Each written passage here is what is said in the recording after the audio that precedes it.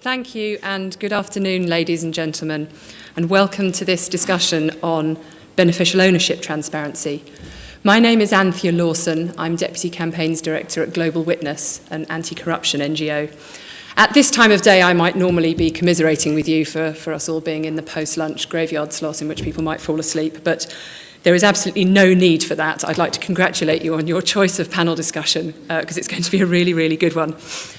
Not only is information on who really owns companies becoming the key emerging issue in the transparency agenda, but I'm delighted to be able to say that it is the UK government, our hosts for this summit, who've announced yesterday, as you all know, that they will implement a publicly available registry of beneficial ownership information of companies incorporated here.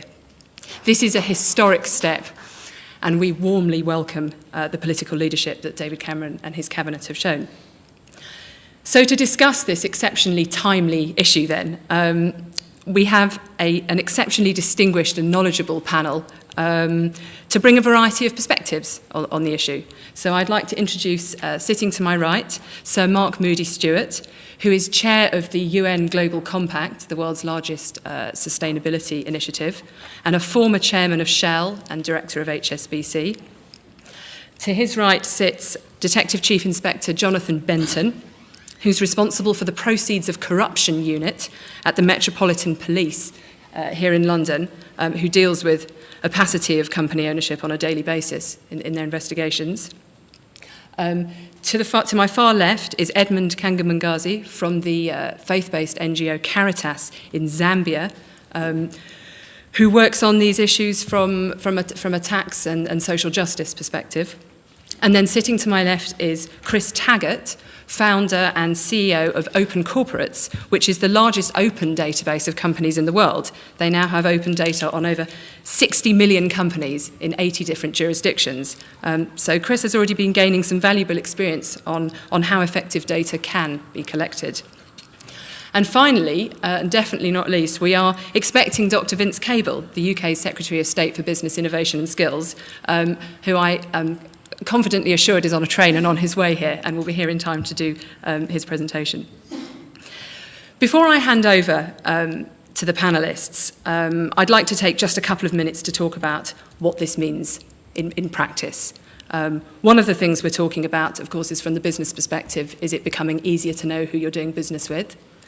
Another is from the perspective of the work that we do, which is looking into corruption and tax evasion. The words beneficial ownership are a terrible piece of jargon, really. You won't see any of the journalists who are writing about this announcement really getting to grips with the words beneficial ownership. And they don't really tell you the real story. It's just a necessary bit of legal language. What we're talking about is the ability of criminals, tax evaders, corrupt officials, drug cartel members, arms and people traffickers to do business behind the front of a company which looks, from the outside, to be anonymously owned.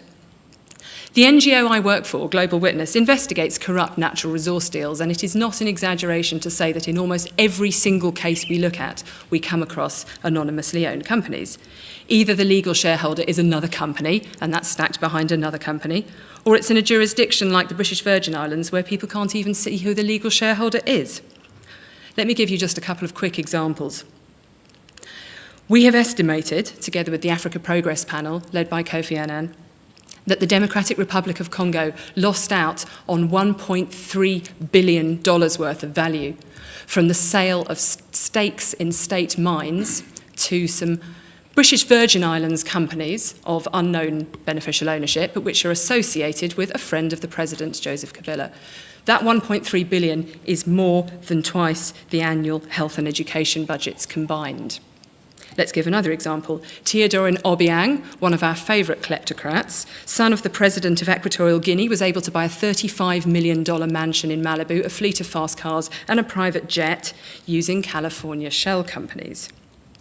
According to the UN, Ukrainian arms licenses were given to UK shell companies involved in supplying helicopter parts to Syria and to Colonel Gaddafi's Libya.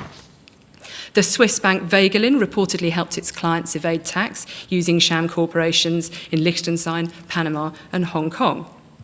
Corrupt Russian tax officials allegedly used shell companies from the UK and Cyprus to steal hundreds of millions of euros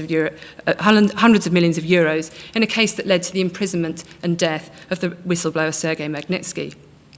I can go on and on. I won't. There's a panel of good speakers here, so I need to stop. The only real solution to this is publicly available, verified information. Opponents of transparency say that tax and law enforcement officials can find the information they need because we have treaties for them to be able to exchange information. The problem with that is you need to know what you're looking for. That does not help also the Congolese people know who their national assets are being secretly sold to. There's already been fantastic progress made at this year's G8. We've got France interested in pursuing more transparency over both companies and trusts, and the US administration has repeatedly promised in its OGP action plans to end anonymous incorporation, and we hope that they will actively move towards this now. There's also the question of the UK's crown dependencies and overseas territories, which now need to move towards the same thing. So this is a great time to look into this subject, and I'm now going to hand over to the panel. 2 housekeeping notes. I intend to be strict on timing. I have my football manager's red and yellow cards, which I will not hesitate to use. There will be an opportunity for questions at the end. If you wish to tweet your questions as we go along, please do so. If, however, you prefer to do it the old-fashioned way and you're not surgically attached to a telephonic device, we also have microphones, and I'll be very happy to take questions using those as well. So thank you very much, and I'm going to hand over to Sir Mark. Thank you very much. A small correction, I'm not actually the chair of the UN Global Compact. The Secretary General is the chair. I'm the vice chair, and I chair I chair it when he's not there, which, as you can imagine, occasionally happens when he's got more important things to do.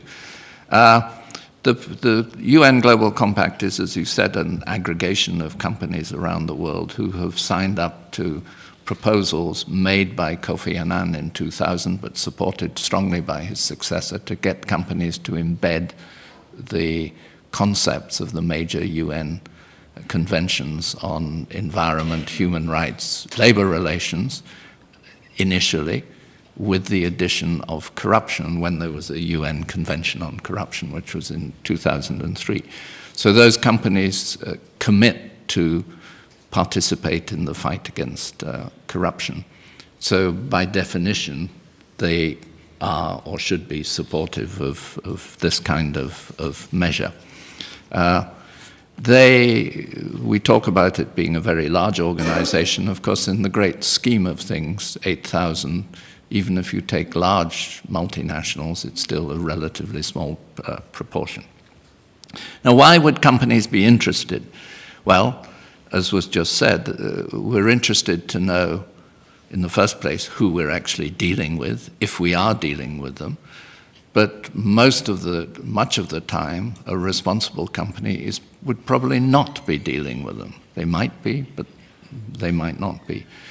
But all companies operating in whatever country have a tremendous interest in making sure that the proceeds of their taxes, if they pay them correctly, are expended honestly and not stolen. And that if they are stolen, people are brought to book. So when you hear the stories that we've just heard, I mean, that's a complete waste, and it's a damage to the economic environment, and therefore any responsible company has an interest in transparency, which would help to stop it.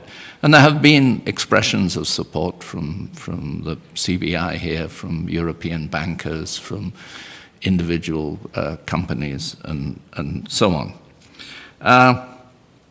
For me, having talked to several anti-corruption people, working commissioners, doing a dangerous job in some countries, you sense their enormous frustration in not being able to trace the ownership, not being able to find what's been stolen.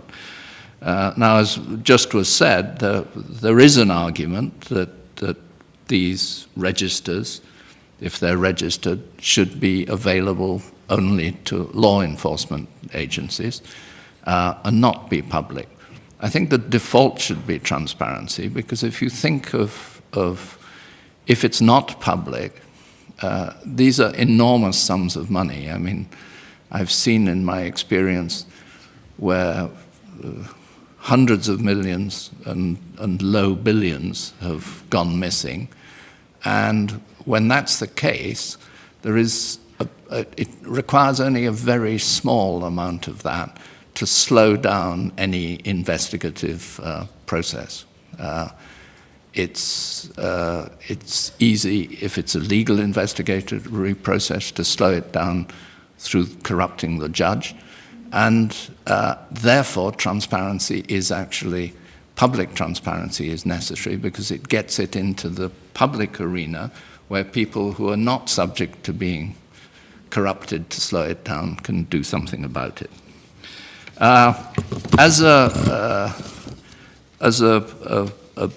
business person, what would be because there will be people who argue against it, and some for not entirely spurious reasons. There will be people who say, well, it's going to add a great deal of bureaucracy and process. For a normal company, a major company, I think that's not the case, and most of them are not worried about it. I think we do have to look very carefully, because there will, in the process of the development in various countries, there will be people calling for limitations and exceptions and so on. And I think all I can say is that one needs to look at these extremely carefully, even if they're proposed by very well-meaning people who genuinely see an issue, because every individual's reasonable limitation or exception is someone else's loophole. So I think all one can say is that the devil will certainly be in the detail, and the detail needs to be as comprehensive as possible and have as few restrictions and exceptions as possible. That's all I want to say. Thank you very much. That's very clear. Can we move to DCI Benton then, please?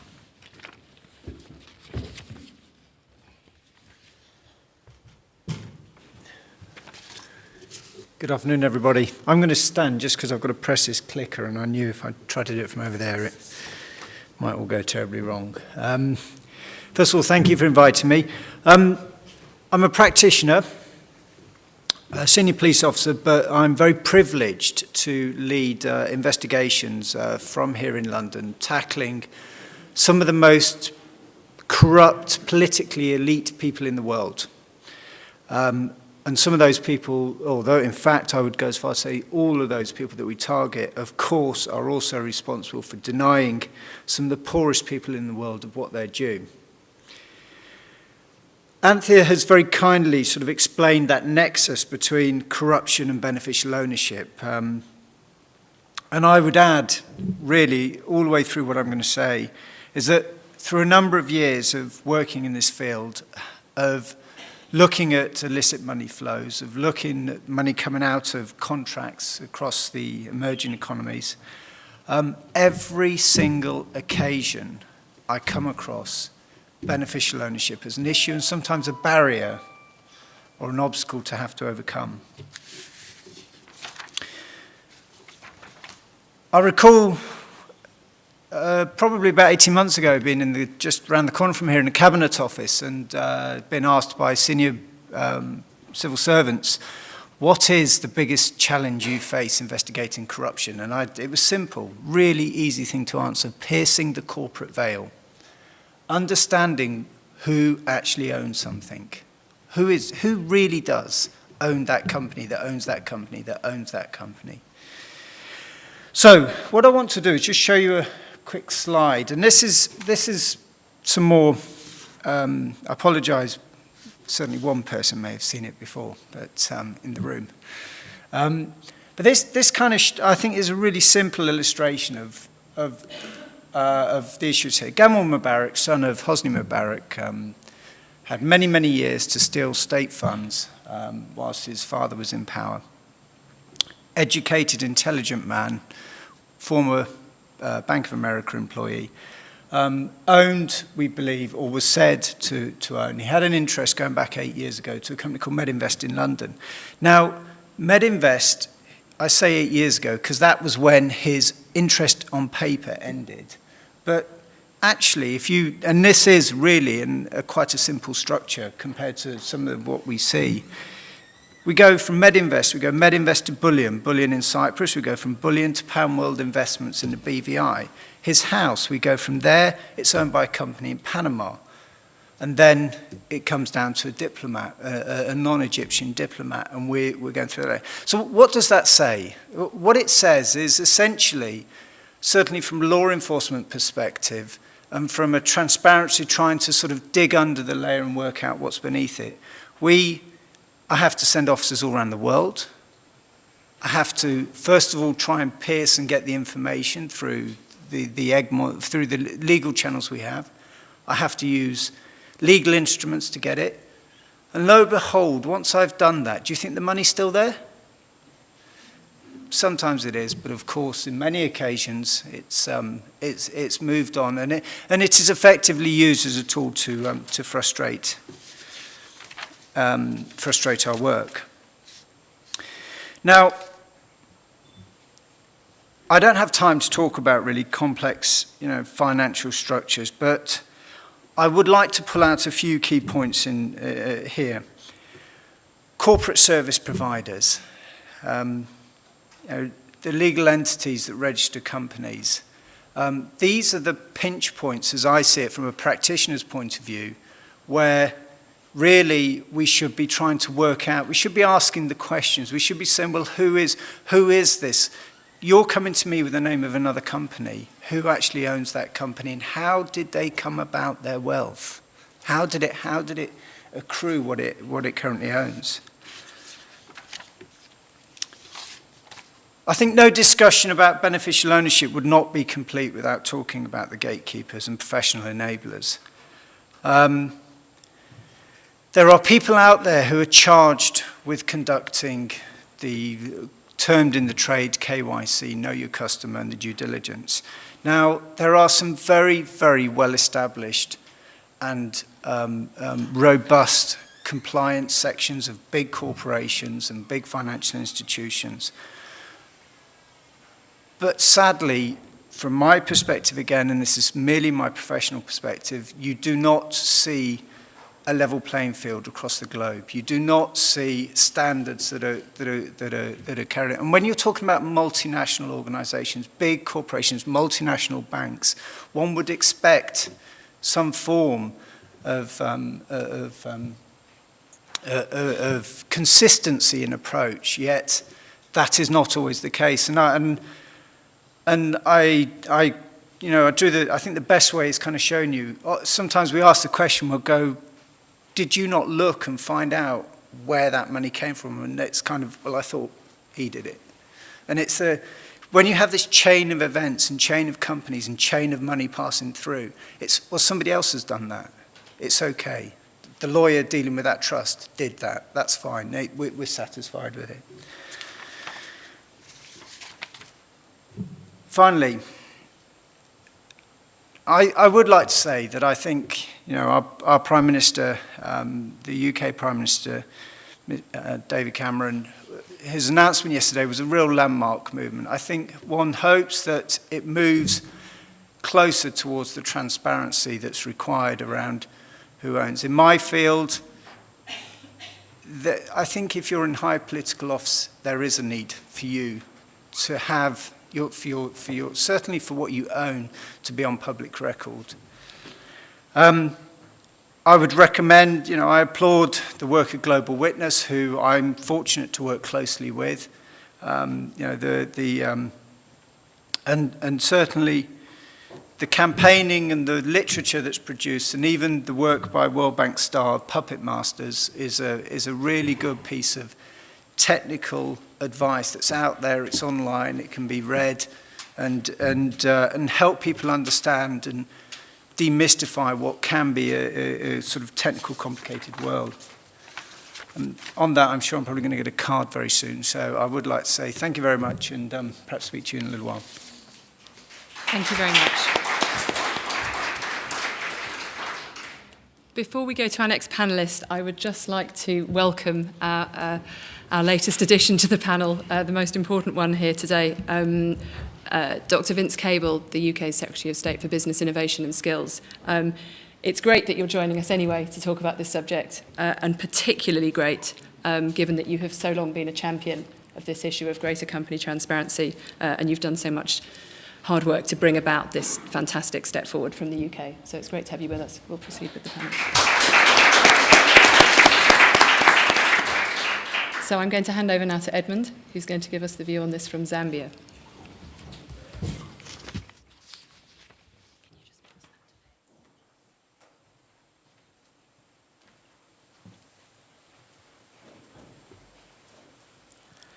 Good afternoon, everyone. My name is Edmund Kangamgazi. I'm coming from Zambia, from an organization called Caritas Zambia. Basically, what we do is we work with the communities on areas of taxation, extractive industries, and also issues ensuring that actually policies that are implemented by the government are actually addressing the people's needs. And looking at Zambia, for those who don't know where Zambia is, it's in southern Africa. And we have a population of about 13 million people. And Zambia is one of the countries actually that is benefiting from foreign direct investments. Over the last 10 years, especially if you look at 2011 and 2012, we saw quite a big leap when it comes to FDI.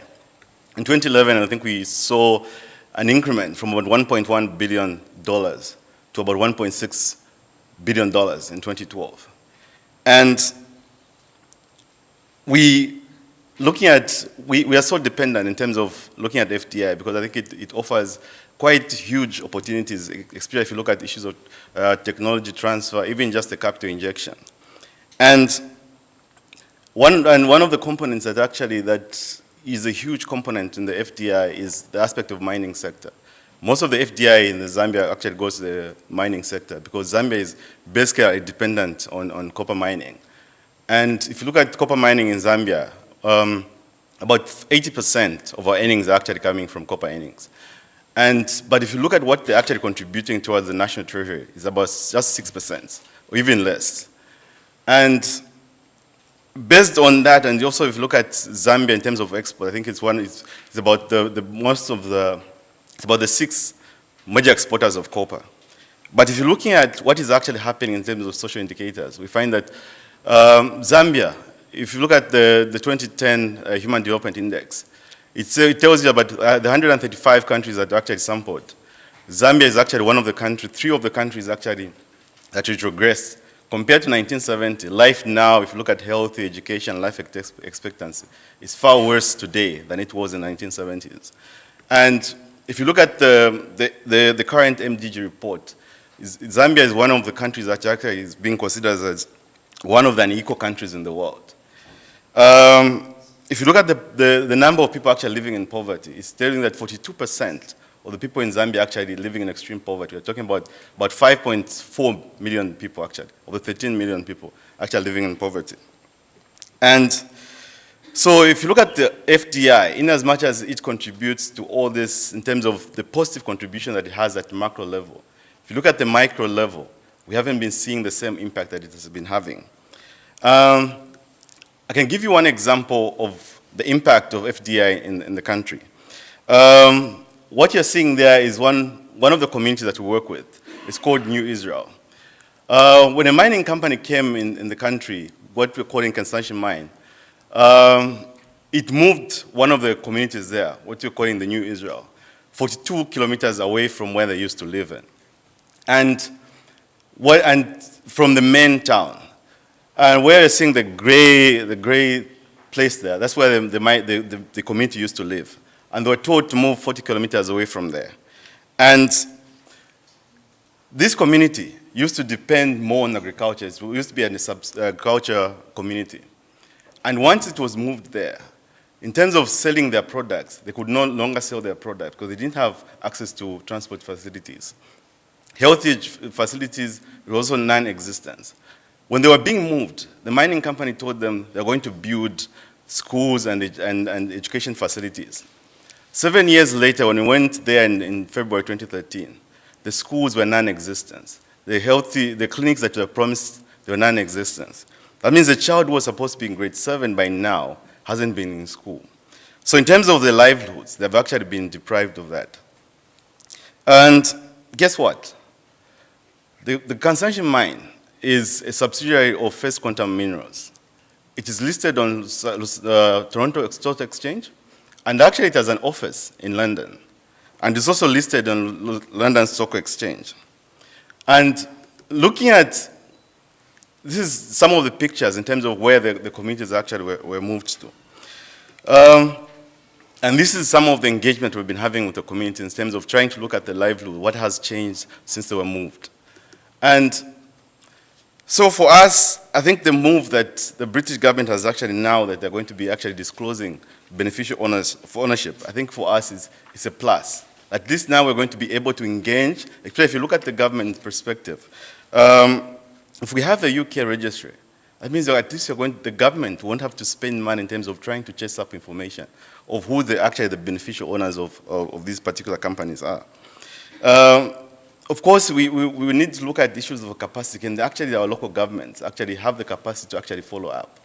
But at the moment, of course, the capacity is none there or there. But if you look at the opportunities now, I think if you're going to have the public register, at least that will be an opportunity for the government to actually follow up some of these things. For civil society, at least you're going to have the ability to actually know who actually is controlling these particular companies, and to give us that leeway to actually even engage with them. Even if you look at now, I think even looking at the assessing of risk and benefits of these particular companies that are coming in the country, I think we're going to be able to actually look at those particular things. We're coming from an experience where we had the open agreements. In 2000, the government actually entered into development agreements with the mining companies and the government. And these development agreements, they are not public. And unfortunately, if you look at the conditions that were entered between the government and the mining companies, we find that they actually were given a lot of tax rebates, which had actually a considerable negative impact on the economy because we were deprived of the revenues that we were supposed to be getting. So at least now, if we're going to have a public register, at least we're going to be able, it's going to have actually going to give us that opportunity to actually look at the costs and benefits of these FDI contracts. We have another opportunity that Zambia is one of the countries that actually part of the EITI process. And if you look at the standards now, the new EITI standards, actually it gives a leeway in terms of trying to look at beneficial ownership, in the sense that it's encouraging countries to actually tell us who are the owners of these particular licenses. So I think now if you look at EITI, it provides that opportunity. And now that the US government, the UK government is actually going to be doing a public disclosure, I think for us, that's a really big opportunity. Thank you very much. Thank you very much.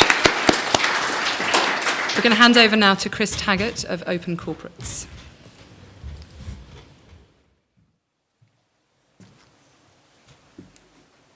Thanks. I want to take this right back to basics. In fact, right back to the middle of the century before last, in the 19th century. This is a quote from Robert Lowe. And this comes down to, from my perspective, in a way, what this is all about. And I don't particularly like the term beneficial ownership. He said, when he was introducing the 1856 Companies Act, and he's often thought to be the father of the modern company in many ways, it's essential to give the greatest publicity to the affairs of companies so that everyone may know on what grounds he is dealing. And that's why we have a company register in the first place. Well, okay, Seychelles, if you're an international business company, then they have one of their selling points, if you like, is that nobody knows whether you even exist. But that, in a way, just exemplifies how toxic this sort of stuff is and how important it is that we in business, and I am in business, and I've been in the private sector for all my life, that you know who you're doing business with. I'm a director, I'm a shareholder. That should be a matter of public record. because I get benefits from being that. I get protection in law for doing that. And it's important people know who you're doing business with. And I think that's what this is fundamentally all about. And when you obfuscate that, when you make that difficult, whether you are a money launderer, drug cartel, fraudster, or even a giant corporation that wants to hide its network so that it is immune from competition from innovators, I think that's particularly problematic. This is the New Zealand company register, and it lists the shareholding information. And you know, so they make this available. They make this available actually as data, as open data. And so we at Open Corporates, we've been pulling this information in now for 3 or 4 months. And this is the sort of network this is how this turns into. You can see the network. You can build this together and turn it into these networks where you can see the nature of companies. You can see that actually the company you're dealing with over there is part of this group. If you're a lawyer, you can see that actually there's potential conflict of interest working for this company because you're suing this company over here. If you are a government, you can understand who you're really contracting with. You can see whether this company over here is also, connected with the company over there that's on the sanctions list. It's just basic good business. It's about good, clean business. And I think that's really critical.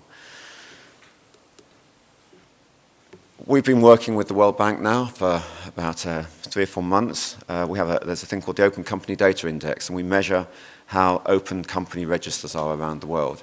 Point about company registers, they're the record of a creation and the existence of a company. All a company is an idea, if you like, a concept, some artificial construct that's, the state says, oh yeah, we'll treat you as if you were a person. You can sign contracts, you can hire people, you can have assets, you can have liabilities.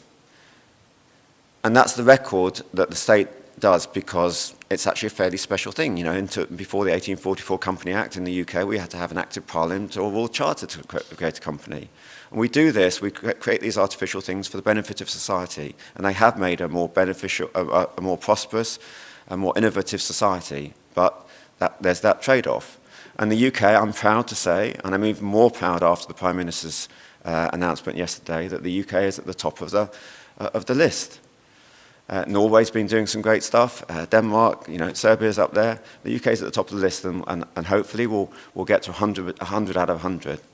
But then there are companies that get 0 out of 100, and that means you can't even search to see if a company exists without paying or without registering or even they don't want it to be out there because they would rather be secret, entirely secret.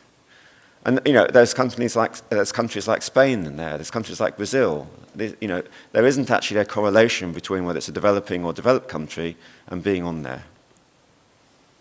And this is part of the work that the World Bank is doing as far as the whole platform for encouraging companies to be a positive part of the development of the world and encourage positive work.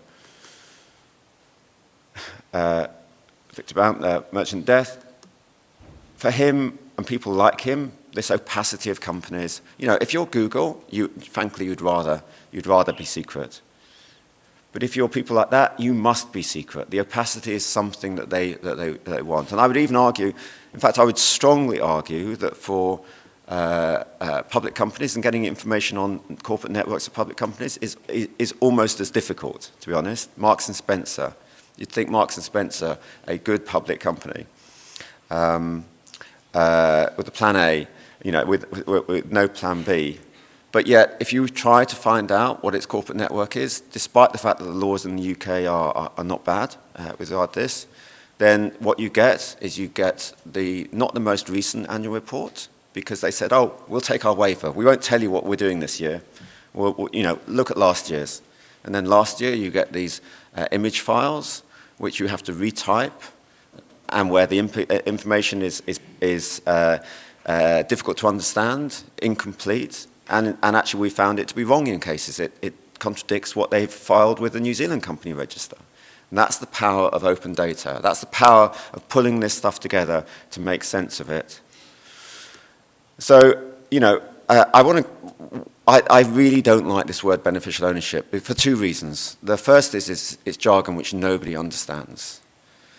And the second is actually it's really not about, it's not just for my money about catching the drug barons or the corrupt officials and so on. That is really, really, really important because once corruption gets hold in a place, it's very difficult to root it out. And the best way to do it is to create the incentives to stop that happening or to clean it up. If you get the incentives right, we'll get the other stuff right. It will increase the cost. What the UK government did yesterday, there's a lot of devil in the details. There's a lot that could go wrong. There's a lot of ways in which it would not work, in which it won't be done properly.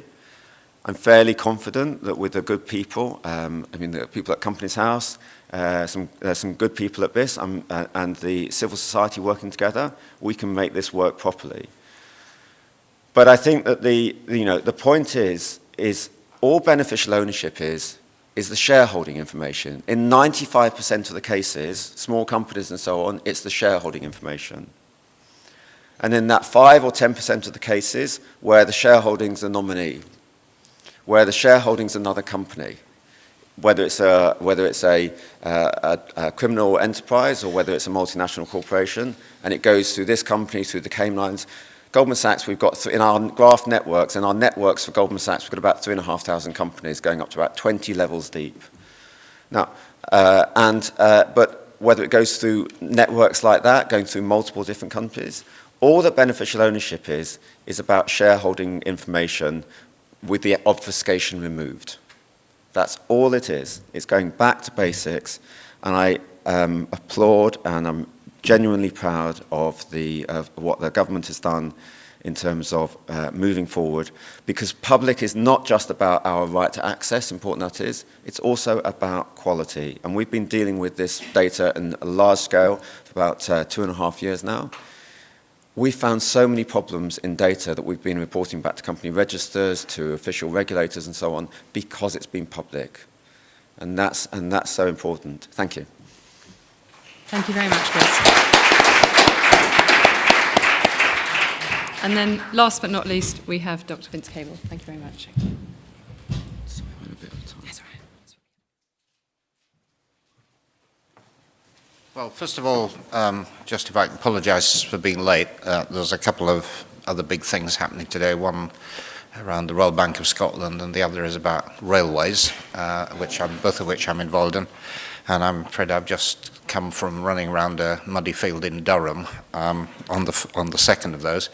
And I'm afraid I'm also going to have to leave a little bit early, about 3:05. But I'm delighted to be here and indeed to support what you're doing. I mean, you'll have heard already from the Prime Minister's announcement where the government is on this. So in some ways I'm duplicating what's already been said. But since my department will have responsibility for bringing in this register through Companies House, I thought I should say a little bit more about it. And before I do that, to thank the various NGOs and individuals who've helped to push this along. I think there are various points at which it would have been very tempting for the government to adopt a no-action option, or to have taken refuge in the doctrine of unright time and all the other various arguments that are used for not doing anything. And in particular, there was a point at which it was being very strenuously argued that this is a terribly good idea, but the costs to business would be utterly disproportionate. And Global Witness came forward with a lot of very good evidence to suggest that wasn't an insuperable obstacle. So we've given us a lot of encouragement and practical help in making sure that the arguments throughout have been properly balanced. I thought I'd just, in the few minutes I have, say a little bit about the underlying rationale behind what we're trying to do, what the answer we've come up with, and something about the next steps, because we've announced policy in general strategic terms, but as you know, there will be a lot of detail still to come. I mean, the starting point is the recognition that company structure is something that is open to abuse, and most obviously tax evasion and money laundering. the recognition that individuals can hide an interest in a company behind opaque ownership control structures, as we just heard. There's currently no legal obligation to disclose those arrangements, and this is a hindrance to the tax and police authorities. And I think a recognition that lack of understanding about ultimate ownership is important for our country's reputation. That if we're trying to establish the UK as a country where good companies want to do business, we have to be seen to be clean and have a good reputation. And Sir Mark's work on anti-corruption and making sure that Britain was at the head rather than at the tail of international practice on anti-corruption is indeed part of that broad thinking. Now, in terms of the answer, I think we've recognised, it was made explicit at the G8 meeting, Lawson, in June, that we do need greater transparency and that the key countries involved have to produce national action plans. They've all done so, except Russia, due at the end of the year, part of the G8. We agreed in June that we would proceed to create a central registry of company beneficial ownership maintained by Companies House. The big outstanding question was whether this should be open or private, and we've had a public consultation on that, which my department has been managing. We had about 300 responses from different groups, and decided on having heard the different views, I mean there isn't unanimity on this, that we should have a transparent, open register. There will have to be some limited exceptions, and you'll obviously want to scrutinise what those are. Our objective is that they should be the minimum. I mean, the main group is where there is physical safety involved. I mean, I think it doesn't require a great deal of imagination to see the problem. I've had constituents who have frankly been terrorised because they've been involved as shareholders with companies which have been involved in animal experimentation, for example. And it's entirely understandable that people might want to maintain anonymity in cases of that kind. So I think where there's a risk of harm, we might want to make an exception, but we want to keep exceptions to the absolute minimum. Where do we go now? We're working on the implementation detail. New year, I hope to be able to announce the full results of the consultation and what this means in practical terms. We'll talk to the NGOs and the civil liberties groups as well as business about how we do this. We do want to minimise the bureaucratic costs involved. There's obviously an issue there around frequency of reporting. It's got to be open and transparent. That's the whole purpose of the exercise, but it's got to be done in a proportionate way. We do know that there are, big questions out there, some of which you'll no doubt want to answer me, put to me, and I'll just hint at them now. I mean, first of all, there is the issues around trusts. Now, as far as trusts are part of the shareholding of corporate ownership, obviously we will need to bring those within the framework of the open register. There is a separate issue in the UK, which is a matter for the Treasury and HMRC, about trusts in general, which, under the British common law system involve a lot more than company ownership, and, it's about wills and things of that kind. There has been nonetheless a recognition that it is very important to have a pooling of information because of money laundering concerns, because of tax concerns where trusts are concerned. And I think within the last few weeks there has been some progress. There is now a common understanding within the European Union that there will have to be within the European Union money laundering directives action on, I think, what are called express trusts. I'm not a lawyer and I can't precisely define what that is, but there has been a recognition that we have to have a common approach to it. And we are now working to have an OECD system of automatic exchange of information where trusts in general are concerned. As far as overseas and dependent territories are concerned, I mean, the general problem here. These are not departments of the British government. We can't instruct them to behave in a certain way, but clearly we have influence, and we have some overall moral obligation to ensure that they comply with standards which are appropriate. What has happened with the overseas territories, independent territories, they have been asked and have agreed to provide action plans, each of them. They have now been completed. They will be making them available. They have agreed that there will be an automatic exchange of tax information with the key authorities. They will, there will be an international agreement between governments on how this information is to be used, and as far as I'm aware, all the British OTs and DTs will now comply with that on the action plans that they've drawn up. It's a rather bigger problem than simply doing this, having an open register at a national level. But we do recognise that there is an issue there, and it has to be addressed. And I think when you scrutinise the action plans, you will no doubt have views on it. But I think as far as the British government's concerned, I think we've honoured both the spirit and the letter of the movement requiring us to have an open, transparent system of shareholding. We will now be implementing it. I will try to deal with any questions you have on it, but I think much of the detail will be exposed when we formally respond to the consultation in the new year. But thanks again to all of you for the support you've given and the energy you've put behind this campaign. Thank you. Thank you very much.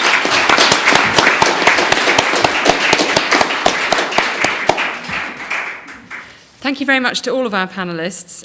There's a lot of really good material there for discussion, so I'd like to move straight to questions. Great, your hand was up. I'm going to take, we'll see how we go. I'll do one question, one answer, unless we end up with lots, at which point I might start taking a few at a time. So, microphone here. If you could just state your name and your affiliation and who your question is. Thank you very much. My name is Mwansaka Pea. I'm a member of parliament from Zambia.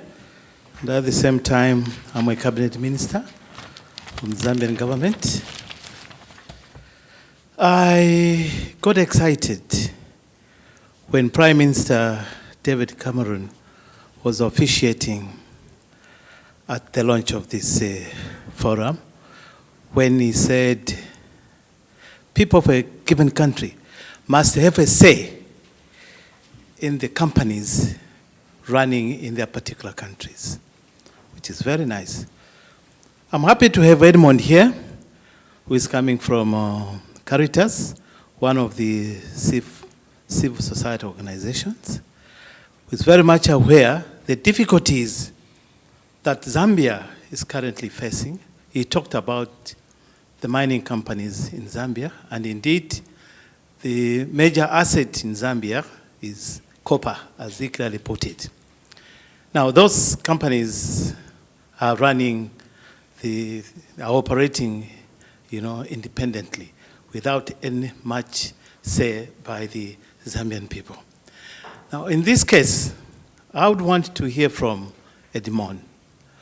How would you want the people of Zambia, through this government, of course, participate in the running of the mining companies?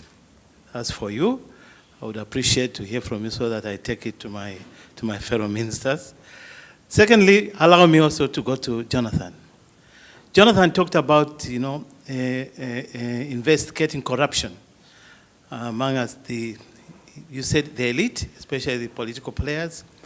Could I also learn from you, within the rank and file of the police, you've never come across corrupt cases? Thank you. Edwin, would you like to go first then? Yes. How would you want us to... I think my first comment, I think is the aspect of, I think, where we're coming from. I think one thing we could learn from is, for example, the aspect of development agreements that we had in 20,000.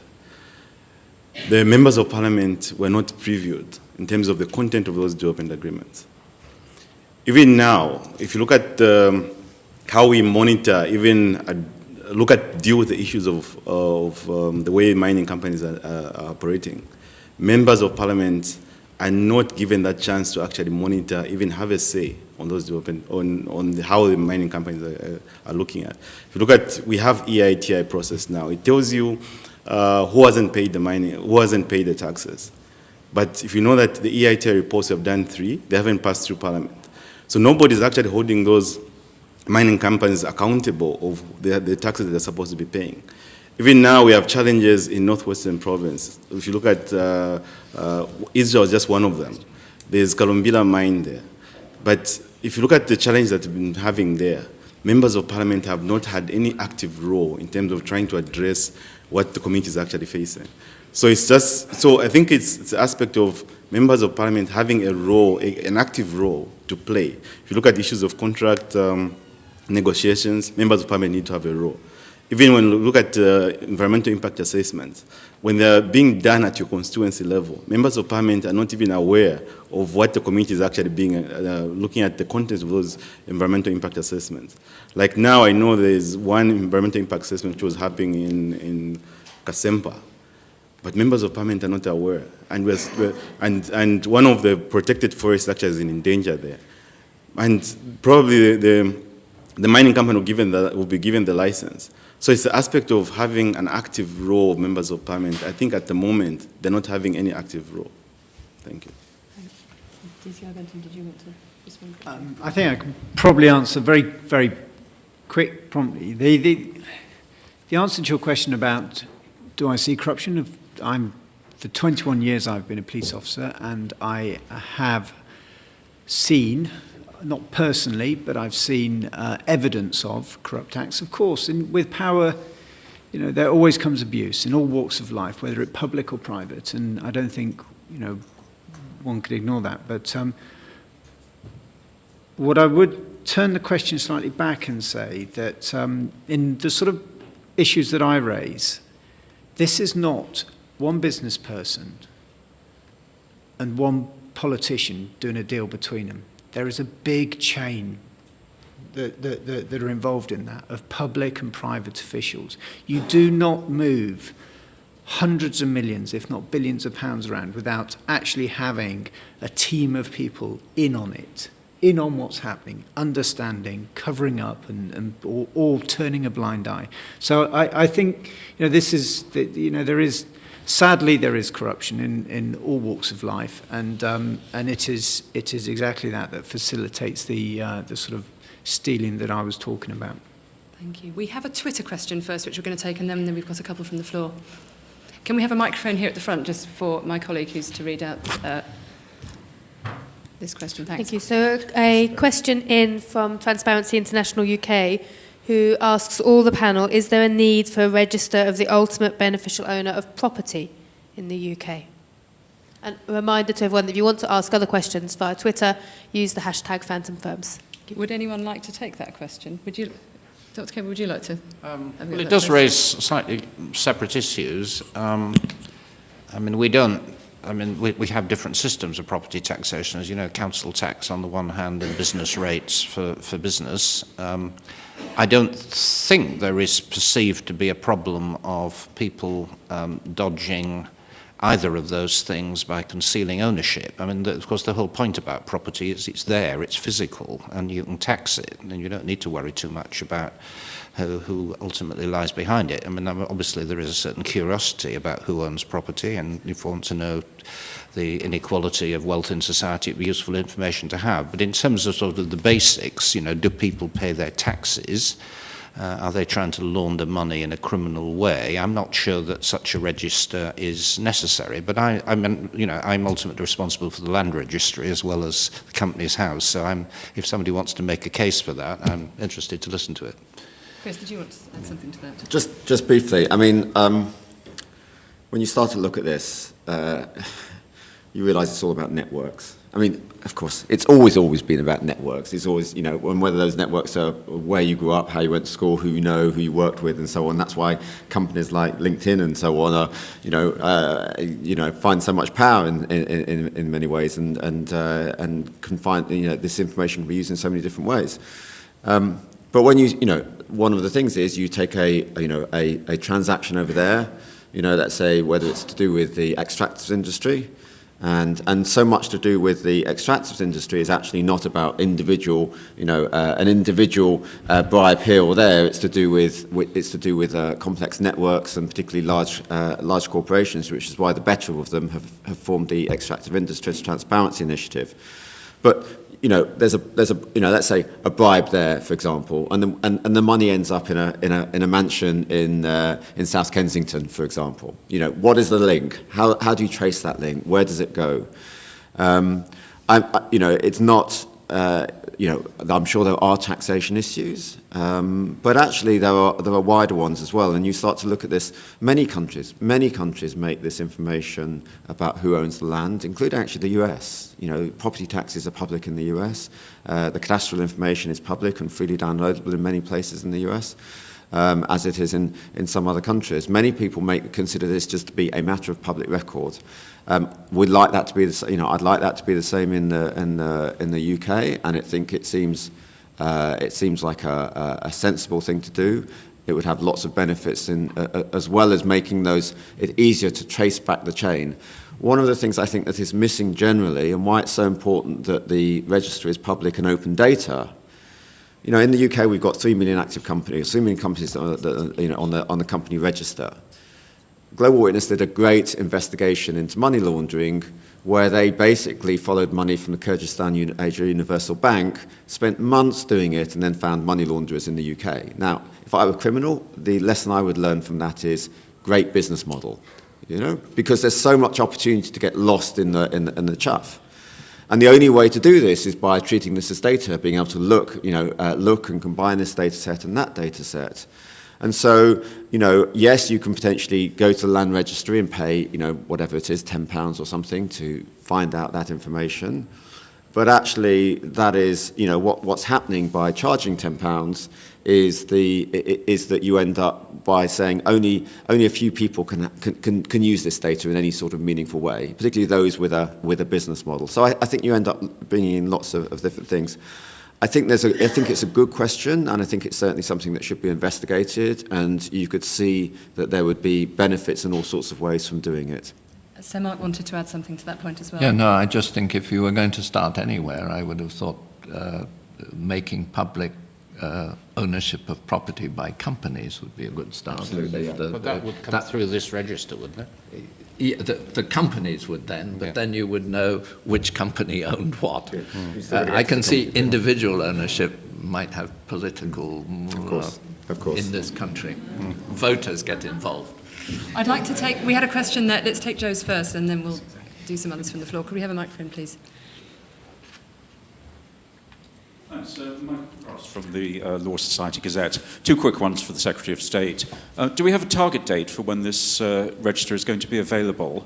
And secondly, you'll know that one of the objections raised by some professional organisations was that by going out on a sort of laudable limb like this, the UK would be creating disincentives to incorporate here compared with our competitors. What's your answer to that?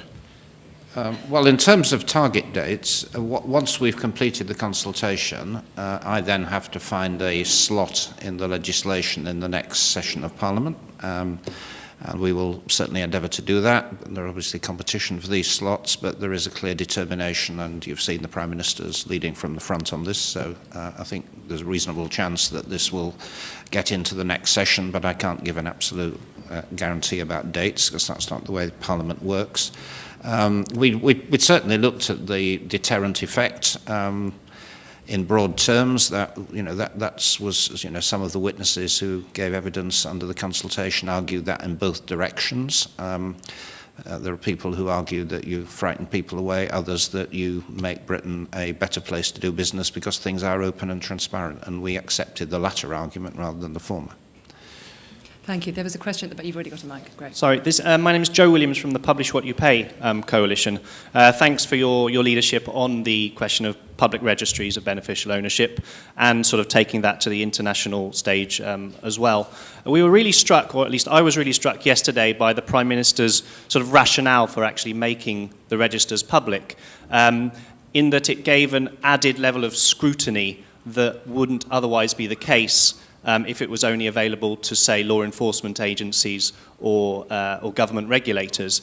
And I just wondered, with the whole debate around tax transparency, the direction of travel in terms of country-by-country reporting on tax seems to be that tax information broken down by country would again only be available to governments. And would that same spirit sort of maybe extend to country-by-country reporting? Well, as you know, there is a vigorous argument going on in the European Union about country-by-country reporting. I mean, it would be a big change in the accounting principles of companies. I mean, I'm actually quite sympathetic to it, but there is a question about, do you do this in parallel with the existing system? Do you change over? How do you harmonise it? I mean, Joe Swinson, who's a minister in my department, is dealing with this directly, but I mean, the debate's still very open, and frankly, we haven't closed one way or the other. We're very happy to debate with you about it. There was another, that's it, the gentleman at the back there. Thank you. Alan Hudson from the One campaign. We've been quite active on the issue of phantom firms over the last few months. We warmly welcome the government's decision and your leadership, Secretary of State, in helping to make it happen. I'm very pleased that the issue of trusts has been picked up. A number of you might have spotted the piece in The Economist today, talking about trusts as being a weak link and a potential major loophole in terms of tackling money laundering. I'm pleased to hear about the kind of progress that has been made at the EU level over the last few weeks with developing a consensus on dealing with aspects of trusts. I mean, this is probably more a comment than a question, really, but, well, maybe a question to DCI Benton. I wonder whether you'd kind of, from your experience, would you agree with The Economist's analysis that that failing to deal with the abuse of trusts for money laundering would leave a loophole the size of a bank vault? And then secondly, just a comment in terms of the kind of EU anti-money laundering directive process. I'm just kind of keen to make sure that however the issue of trusts is tackled through that process, it's done in such a way that will work for developing countries, in the same way that public registers of company ownership will work for developing countries. Yeah, I mean, I have registered that concern. I mean, we have tried to be constructive and have tried to come to a European position, common European position on this. We do recognise there is a potential loophole. I think that the practical problem, and the lawyers in the room will understand this better than me, but there are some countries, France and Italy, that were pushing quite aggressively for this, perhaps not appreciating that a trust in France and Italy doesn't quite mean the same thing as it does here. And we were trying to safeguard the kind of British position. I mean, just to take a common sense example, if we left somebody some money in a will, now it's perfectly obvious that, the tax authorities would want to have access to that information in case people are dodging inheritance tax and so on, but it's not obvious that it's in the public interest to know who's donated money to whom through their will. And so we do make a distinction between openness in that context and openness in the case of corporate ownership. But nonetheless, there is scope for acting on the money laundering directive. We've agreed to do that collectively with the other countries. There will be a automatic information exchange. There will be a much more effective system of pooling knowledge. I hear what you say about helping developing countries, that this is to help them as well as to help us. I'm sure that's fully understood. Would you like to add anything to that? I think, just to say, I know when I was at law school, trusts gave me a real headache then, and they still do now. It's a very complicated field. As a practitioner, we see a small number of trusts being used as vehicles to effectively hide illicit assets behind. I think there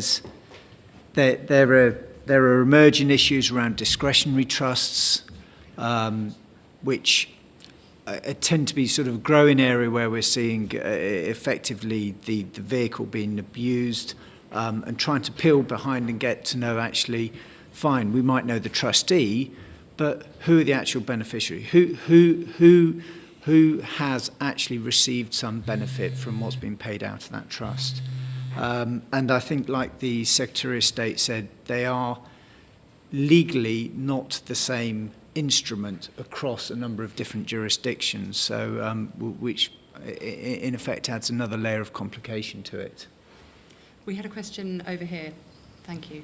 Yes, Fiona Napier, living in Kenya, former, now very proud employee of Global Witness, and very much welcome the beneficial ownership directive which has come in.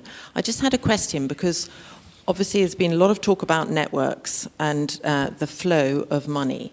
So assuming we have the UK implementing this law, I wondered if Mark Moody Stuart and others would like to comment on how we then take this to the US and get them to implement a similar requirement.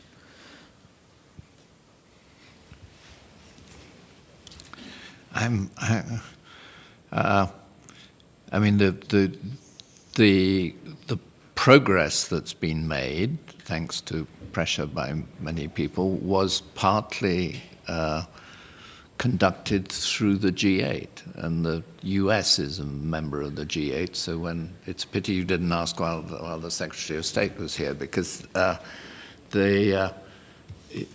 as I understand it, they've all made certain commitments, and I frankly don't know what the commitment the US has made. I can tell you what the commitment the US has made, actually, because it's in the preview to their action plan, which is apparently expected in December. And it says that to promote transparency in company ownership, the second National Action Plan will include commitments to continue to advocate for legislation that will require the disclosure of meaningful beneficial ownership information for corporations at the time of company formation. There is a question here.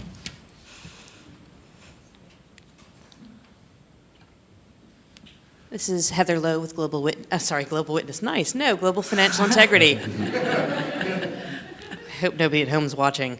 Anyway, we do obviously a lot of work with Global Witness. We are part of the Open Government Partnership group in the U.S. and are leading work with colleagues of Anthea's in the U.S. on this issue. We have been told very clearly by the U.S. government that they are not willing to even discuss the concept of public registries of beneficial ownership, and that we're not to bring it up. So I will make that really clear and show you what we are up against in the U.S. Among many other challenges, but we are soldiering on. I do have a question for Mark. One of the things that we have not been able to get in the U.S. is support from the business community, which you have been able to get here in the U.K. for this issue. Especially, I would have thought that the banks should be really behind this, and we think that they are behind this in principle, but refuse to come out and say that. So I was wondering if you had any thoughts on how we can motivate the business community in the U.S., especially the banking community, and really try and get the broad-based support that this issue really deserves. Both from the corruption part of it, the crime part of it, but also just the good business sense part of this. Thanks. I think from my experience as a non-US citizen operating in US or quasi-US companies on the boards of, I think that there are two issues. One is in relation to corruption generally, because for many years, of course, the United States said we are the only country in the world with a Foreign Corrupt Practices Act.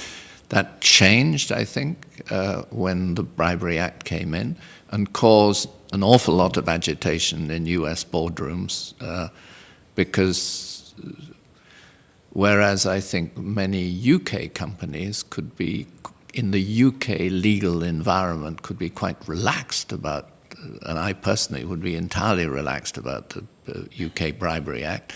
If you look at it through a US excessively legal litigatory approach, then they start seeing ghosts under everywhere and say, I might be prosecuted for some trivial offense in some distant country, which I frankly don't think under our legal system would ever happen. I mean, it'd get kind of laughed out of court.